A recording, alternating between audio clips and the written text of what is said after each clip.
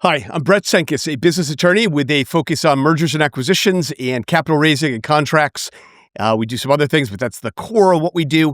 And I'm an M&A advisor. A little bit of our time we spend on M&A consulting and advising, like business brokerage. And so M&A, mergers, acquisitions. Today we're talking about letters of intent, term sheets, memorandums of understanding, and heads of terms. You may have heard each of these. Oh, real quickly, if you've got a question for me, a general question about the world, drop it in the you can ask it below, and I will get back to you on that. If it's specific and you want to talk about things, your particular situation, you can book a paid call with me at clarity.fm/Brett Senkis. Okay, on to today's subject. So these four documents are fundamentally the same thing. I mean, they really are much, much more similar than they are different, which could be confusing because, wait a second, why are we using this one, not that one? And that's what I'm here to talk to you about today. But you start with the idea that all four of these documents are fundamentally documents that lay out the high-level sort of key terms of, in my world, a business transaction. So a merger or an acquisition, the sale of a business, or a Series C or Series A financing round. And what we're doing, it's kind of, you can think about like a little bit of a handshake on a deal. Are we on the same page? And we kind of lay out the key terms that are going to apply so we know if the buyer and the seller or the investor and the company are on the same page. We sort of flesh out the key deal terms. And if we're not, there's no point in going right to legal documents. And if we are, these documents are a good guideline that help the lawyers then prepare the actual definitive documents for the deal. So again, all of them are high-level understandings of the transaction. So key terms. Let's talk about mergers and acquisitions. You're going to see a discussion of the purchase price, how that money is to be paid. Is some of it contingent? Will the buyer hold some of it back to satisfy post-closing claims about the business? So we call that an escrow holdback.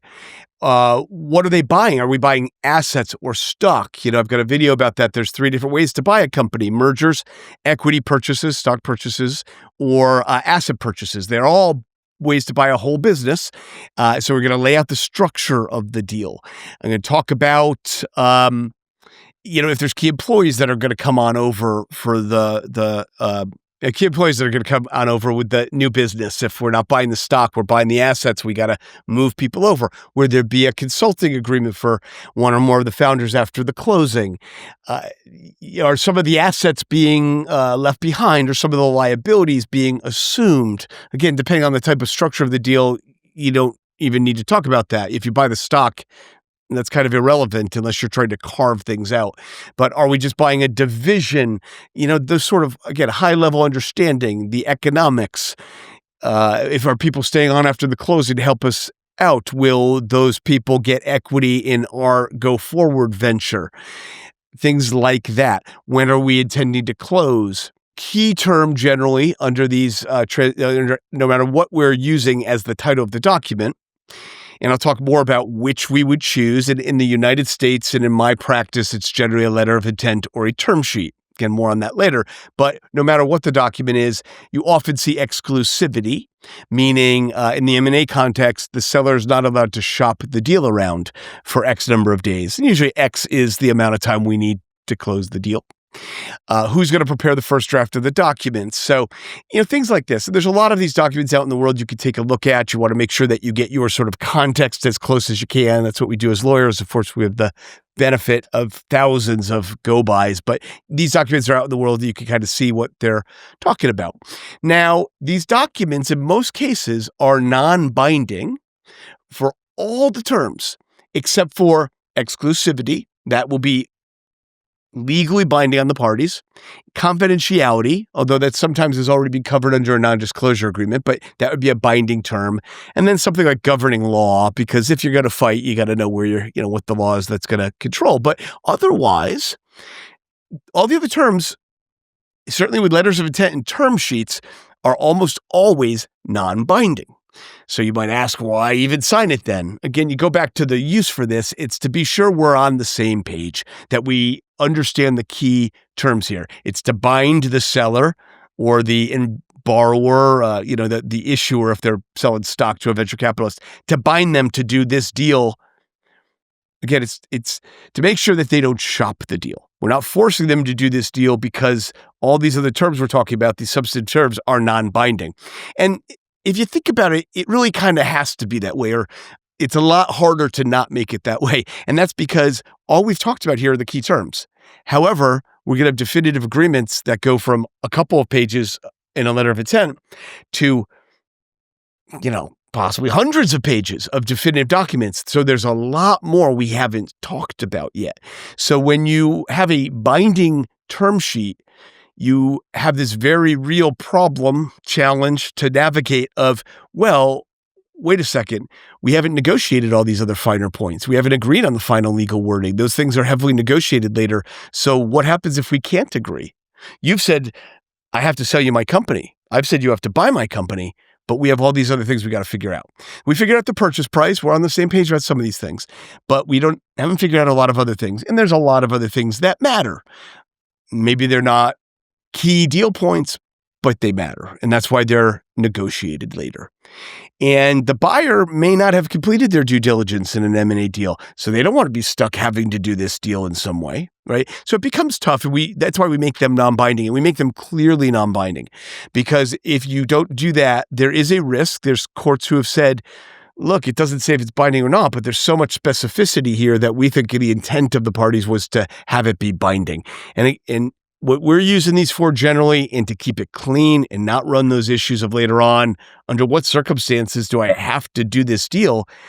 If you stick to the key things we agreed under that term sheet, but want some wildly non-customary things in the definitive documents. So we're using non-binding. Now, I will say that sometimes we get comfortable, our client really wants to use, needs to use, it's the best choice, a binding version of these. And it is more typical that we would be using a memorandum of understanding for that task. That's one reason we might look to use that. Now, there's no magic to that. You can do what I'm talking about and have a binding term sheet. You could do that.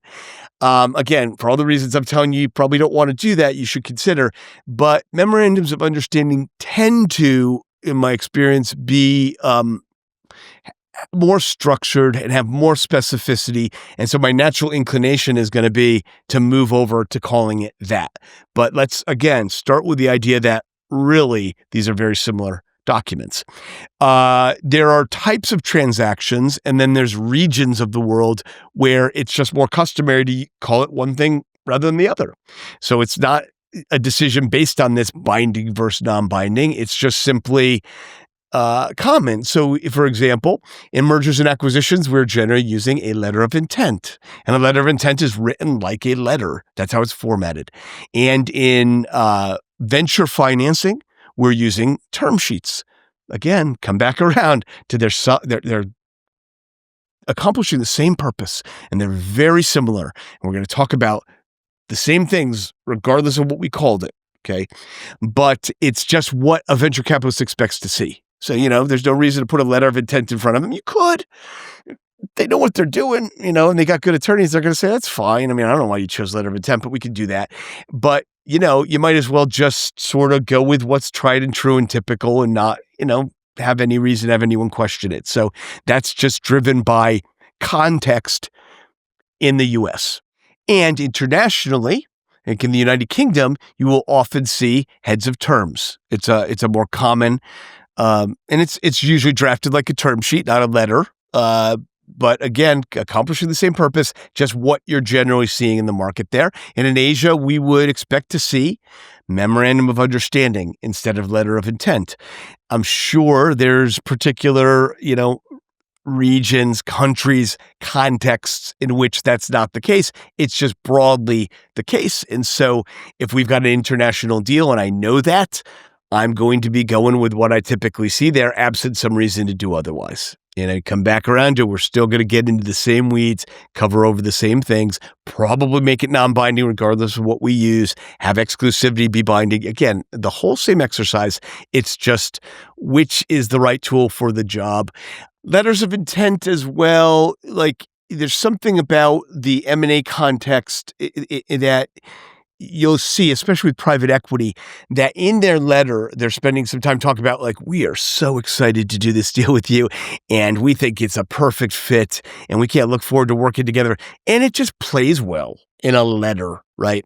And you don't see that in a venture capitalist term sheet. You might see a final, in the email they could write, we're so excited, here's our term sheet. But that just seems to be, and maybe this isn't driven by the nature of the deal. It's ends up being driven by just that's the format they're choosing.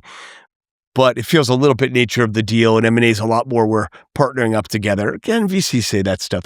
But that's a little bit different. So again, the recapping. If you're in the United States and you're doing an M&A deal, just default to the letter of intent if you don't have any reason to do otherwise. If you're doing a venture or a financing deal, go with a term sheet. If you're in Asia, you go with an MOU. If you're in the UK, you go with heads of terms. Canada, I think I'm trying to remember. Actually, I shouldn't even speak to it. I can't, too much in my head here. But look in the market, look in the context, and roll with what's there. Don't get caught up on the label because you're going to use it for the same purpose and you're going to accomplish the same things in it. So back to exclusivity. So the way we'll do this is we'll have a part A or part 1. This is all non-binding. We make it very clear. The purchase price, non-binding. And, the client, or you might say, hey, I don't, but it's supposed to be, that's the deal. I'm not willing to sell for less than that. Okay, that's fine. You're making it very clear if you're the seller that that's what you expect. But the buyer doesn't have to buy your company. You're locked up for a certain amount of time, but in the end, they haven't done their due diligence. You haven't negotiated everything. They can walk away. So they could change the price on you. And you're going to say, no, you can't. I won't do a deal. That's fine. But it doesn't mean we don't expect to do the deal on these terms, because we do. Most deals don't get renegotiated. Most deals don't fall out after the letter of intent or term sheet phase. They do sometimes, but there's expectations being set. And generally speaking, the other party, we just rarely see another party, especially if they're going to spend money on lawyers. We usually are involved in lawyering, even though it's non-binding, helping prepare a letter of intent or term sheet. If they're going to spend money, that they're probably not signing something they're not intending to follow through with. But all that substantive stuff, all those terms are non-binding. And then we have a binding section. We make it really clear. And we say it again. Sometimes clients say, oh, this sounds like I don't have to buy the company. They're going to get worried. But you don't have to buy the company. And I don't think they'll get worried. And if they have good lawyers, they're definitely not going to get worried. But look, there are times that if the clients tell me, no, I know that's going to worry them, it's going to spook them. Hey, we'll have that conversation with you. As long as you understand why it's a risk, maybe to be cute or not, or be silent on that kind of an issue. So let me give you some tips when you do these. Number 1, focus on clarity. You don't need to sound like a lawyer. Even if I'm talking to lawyers, and some watch this channel, especially if they're new at the practice that I'm talking about, whether it's regardless of what the document is called, make sure you get it down very clearly. The fundamental, this is not going to be enforced like a contract, other than exclusivity or confidentiality, other than those limited binding terms. It's non-binding. So don't get caught up on saying it perfectly in your defined terms. Say it clearly. And while those should not be mutually exclusive goals, you ought to be able to write a contract regardless of the context, so it's both clear and specific and enforceable. Sometimes those things butt up against each other. They just do. In this context, say it clearly, because you're not enforcing your non-binding terms. Let's just be sure that the primary goal here is accomplished, which is to make sure the parties are on the same page for how they move forward and draft the definitive, binding agreements. Tip number 2. Know your audience. And so the same way, if you're in Asia, unless you have another reason, you're going to default to an MOU. As I say this, I realize there's probably all sorts of contexts where it's not the case, but you get my point. Find out what's accepted in your market, in your context, and sort of use that. Know your audience, okay? And the length of this thing and how much you cover is going to be dependent on who's involved and how confident you are that the parties are on the same page and they've talked about the important issues, and how important it is, maybe if we're representing the buyer, that they want to get this thing locked up. They want to get that seller on board. And so, part of the negotiation, it might sound like games, might even sound to some people like it's a little bit, disingenuous, but there are times when we'll be thinking, hey, there's other bidders. We want to get this thing under we can come back and deal with, we know we want something that the seller might not love. We can come back and deal with it later, right? When they're under exclusivity. We don't do that lightly. At some point it feels like maybe not the right thing to do, but generally speaking, we can do it. But private equity will do it often in their letters of intent. They'll talk about, listen, the escrow holdback, we'll determine that later on based on our further due diligence. The working capital target, which is, I've got a video about that. It's a separate issue. We'll figure that out later. They punt, and partly they punt because they don't know what to do.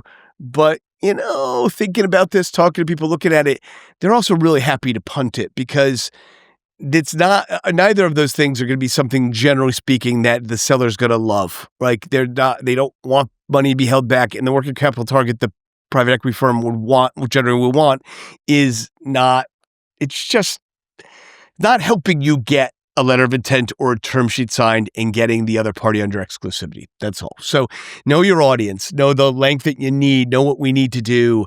If you're going to be drafting the documents and you're clear on everything, hey, maybe you could be a little less specific on a few points. Again, you want to make sure that the counterparty is specific, but we're using this afterwards as a roadmap to write the definitive agreements. And if someone else is doing that, the other lawyer, they're probably doing the letter of intent as well. But there might be a reason to, if you're drafting a letter of intent or just even negotiating, to help flesh out things that are going to come up at the next stage. So tip number 3, I said it earlier, probably said it a few times looking back, be clear about binding versus non-binding. Okay, just be clear about it unless there's a really super, super compelling reason to be cute or silent or not clear. And sometimes there is, but that's really rare. Otherwise, be really clear. And again, we encourage you to put all your binding stuff, your few binding things in one section and all your non-binding in another. Like that's a really important issue on that. We would also tell you on this sort of in this same vein, language in a term sheet that says we will move forward and cooperate and work in good faith to close the transaction is problematic because it's also wording that a court will look at and say, well, wait a second. I guess these parties said they're supposed to close. And what does it mean to stop working in good faith? So it's not good language, and it's particularly problematic for a seller in an M&A context if the letter of intent says, hey, the buyer can terminate this at any time. And it's almost certainly going to say that. It's going to say the seller can't. The seller is locked up. Remember exclusivity? Well, if the seller could terminate the letter of intent and get out of exclusivity, exclusivity doesn't serve the purpose it's supposed to. So it will be very typical to have it say, look, this is going to terminate at the closing. On the day we were supposed to close, if we, don't get to closing, an outlier date, or if the buyer decides they want to walk. And it makes sense because the buyer is doing more due diligence. It might just say, we don't want to buy anymore. That's just how it is. But that's reasonable. It makes sense to let the buyer do that, not the seller. And so language that says you've got to keep negotiating in good faith is going to be more harmful for the seller who is like stuck. They might decide, hey, I'm not liking where this is going. I can't shop the deal, but I don't want to do it anymore, and just stop engaging. And a buyer, we've seen it before, where someone's come to us with a term sheet already signed, that language is in it, and the buyers push them around saying, you got to work with us. You can't just change your mind. And that just it doesn't really make sense, and it ought to be negotiated out, up front, frankly. And tip 4, last tip, is these are great documents to use to keep your deal moving. So I talked earlier about making sure the parties are on the same page, but it oftentimes, especially when a party comes to us, a buyer or seller or a company raising money and some, investor who is a venture capitalist, and they don't know what the next stage is, kinda. Do we just hire a lawyer, make an agreement? What do we do? Sometimes our a new client is saying, I'm not really sure if I think they're on board. We talked about it. This is a great tool. You put some money into negotiating and doing this right. If you hire us, okay, a couple $1,000 probably, but we're going to flesh a lot of things out, talk about structure, probably talk about things you haven't thought about. And then this tool can help figure out, is this deal moving forward? Now, it'd be better if we don't waste it at all, waste time on this at all if it's not moving forward, or probably isn't moving forward. However, there are lots of deals that we pick up where it feels like, look, we got to make sure this is what we think it is. And this is a great tool for that. Not just that we think we're on the same page, but does this deal even have legs? Are we even getting somewhere? And we'll use term sheets in financing situations, not venture financing, because venture financing, the venture capitalist is going to generate a term sheet and put it in front of a client who's raising money. But in a family and friends round, it's like we use this term sheet to give something to the investor, get a signature, a non-binding signature, but a signature that we know this is moving forward, because it's quite common that a rich uncle might say, yeah, that sounds great. Sure, I'll invest. And company might come to us and say, look, my uncle wants to invest. And it's like, do they really? I'm not questioning, but we've seen it a lot before. We know sometimes people just say things. We know they're half serious. And let's put this down on paper and get a signature, which again, non-binding, but probably at that point, if uncle's not moving forward, in my example, they probably say it. They probably don't sign even a non-binding sheet, and certainly they won't hire a lawyer and negotiate it, and what do I have here? And should we change anything? So again, it's a good tool for just figuring out what you have, moving things forward, and we'll do them in advance on friend and family sort of rounds. Just this is what you're going to present, because presenting just a bunch of legal documents is not an easy way to sell a deal. It's like, here's the high level terms, and you can do it in an email, you could do it in different ways, but that's a great use of the terms. These documents. So anyway, that's probably everything you ever wanted to know. Probably not, but a lot of what you might want to know if you're confused about which of these documents to use. And if you have any questions, any war stories, again, general questions, drop them down in the comments, ask them there, and I will respond. If you've got specific things you want to talk about, check out clarity.fm/Brett Sankis. That's also down in the notes. And I appreciate you watching today. Thanks.